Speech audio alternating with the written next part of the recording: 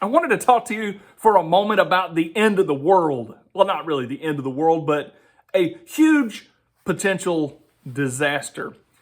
Just a few days ago, from what I understand, a solar flare popped off and we barely missed one of the worst events in human history. Just barely.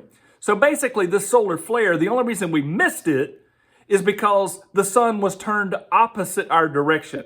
It just so happens that we were on the wrong side of the sun when this flare popped off. Now, this thing looked like a supernova. In my opinion, of what I saw, there was this huge pulse that went everywhere except at planet Earth.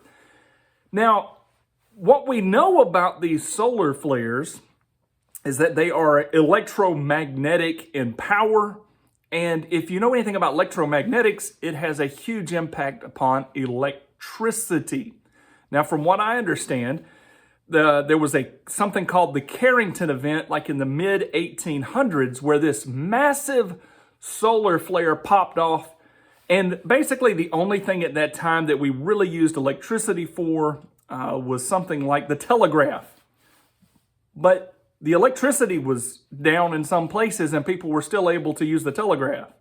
And in other places, people were getting shocked by the amount of electricity that was coming through the telegraph. In other places, the telegraphs were sparking. And there was so much aurora borealis or electrical activity in the air that some people thought their towns were on fire. Now, if you know anything about the electromagnetic radiation belts around the Earth that protect us from these solar flares, these are times when the solar flare or the electromagnetic pulse from the sun becomes so powerful that it penetrates, I guess it's the Van Allen radiation belts. I think that's what it is. But it penetrates that and gets into our world. Now, we know that at times these solar flares have hit and actually wiped out the entire electricity of a city. We also know that with this recent solar flare, I think this was tied directly to it, but it knocked satellites back to Earth. This is crazy. And from hearing about this, the polarity of the sun changes every 11 years. It flips, and as it flips, it becomes a prime time for solar flares to happen. And it is expected that in 2025, that one of these huge solar flares could flip and hit us. Now, do you see any kind of connection biblically here for preparation for the end of the world? It is amazing to me that people continue to push for electricity, electricity, electricity. Let's tie everything to electricity.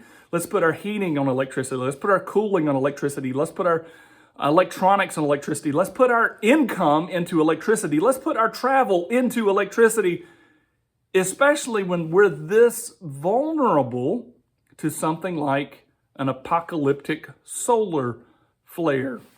Now, in the book of Revelation, if you read through it, it is terrifying if you think of it as being absolutely a reality. When you begin to look at Revelation, like, this stuff is awful. Can you imagine what a solar flare could do to the world if it hit, let's say, one side of the world and crashed an electric grid? And from what we understand is if it crashes it's going to burn computers. It is going to burn information. It is going to be very hard to get the grid up and running again. And so all of a sudden you begin to think that these people that are preppers, maybe they're not stupid. Maybe they've just done some research. And the more research I do, the more I want to start prepping. Yikes.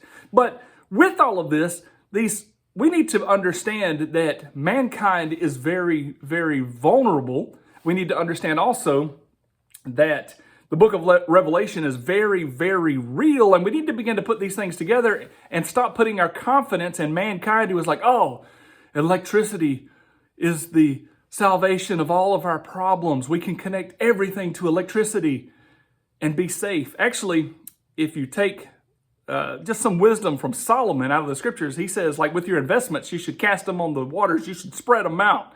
You should maybe put them in 6 or 7 places. Maybe we should put our very survival in 6 or 7 places instead of into one big grid that could fail. Just some thoughts to think about when I heard how real this was and how, potentially 2025 could be a rough year for us, that it already has happened. It just makes me want to be cautious, and I wanted you to know.